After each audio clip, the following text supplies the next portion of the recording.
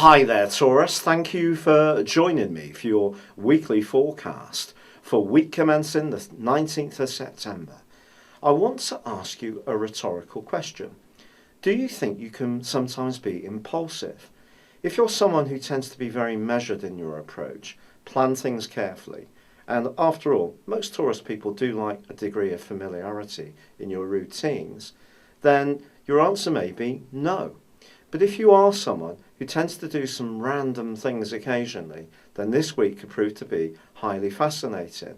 And even if you see yourself as someone who does have a more methodical approach to life, this week could still push you to do something a little bit different, which in some ways could create some challenges, but actually could also be exciting and fun. We start the week with the Sun and Mercury continuing in the most self-expressive parts of your scope.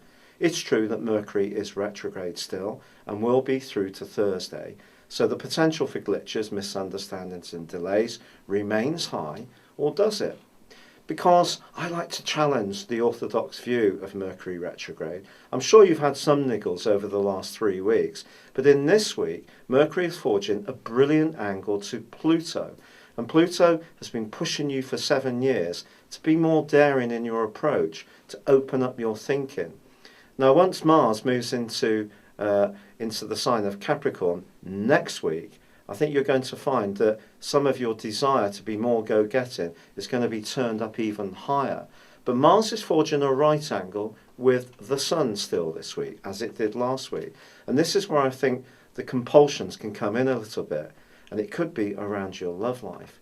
There may be someone you encounter, or you encountered last week, who you're still drawn towards, who you kind of know isn't necessarily the right person for you in terms of a longer term relationship. But if there is that more impulsive side of your nature, that doesn't mean to say you'll be able to resist them.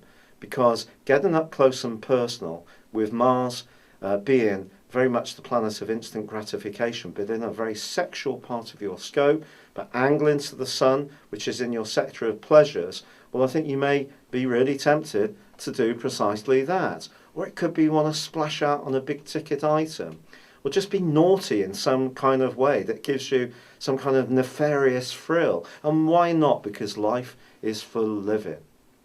But with Saturn, the planet which is more serious, also in your sector of long-term resources, and continuing its tricky right angle to the point of your horoscope that's to do with values, and Neptune, which can be quite dreamy, I think you have to be careful that you're not kind of getting too ahead of yourself in terms of the type of person you may get close to, or the type of financial transactions you may be tempted to make.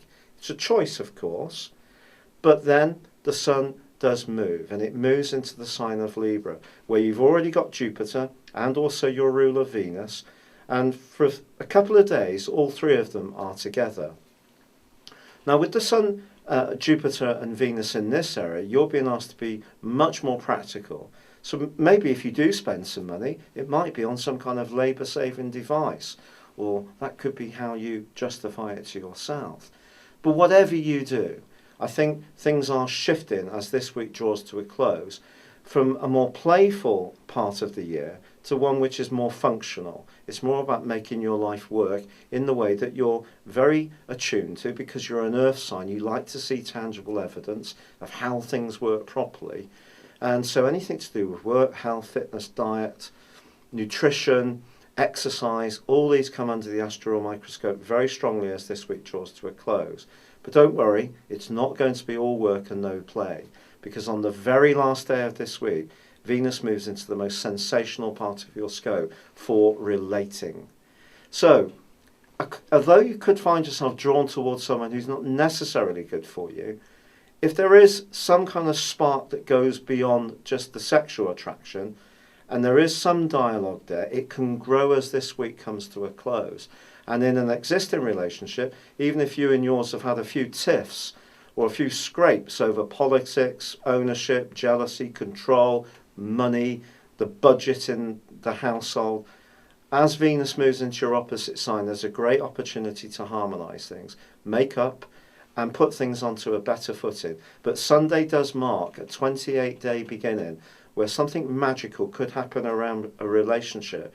And I think with Mars moving next week into the most adventurous part of your scope, any frustration you have been feeling of late has to almost be forced away as you take some kind of giant step into an unknown, which you know is going to be so exciting, if ultimately quite scary.